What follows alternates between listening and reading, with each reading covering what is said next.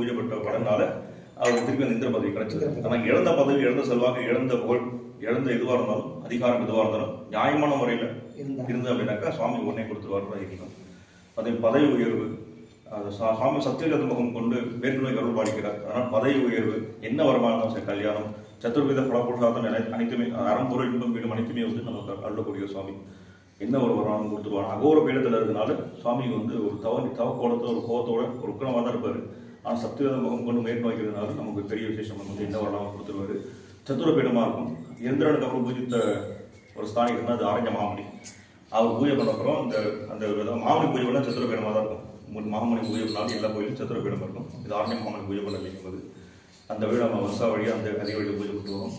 ஆமாம், அந்த அம்பாள் அகிலாண்டேஸ்வரி அம்பாள். அகிலாண்டேஸ்வரி அம்பாள் பார்த்தீங்கன்னாக்கா அம்பாளோட சிற்பம் வந்து நாதம் தரக்கூடிய கல்நாள் உருவாக்கப்பட்டது. ஆமாம்.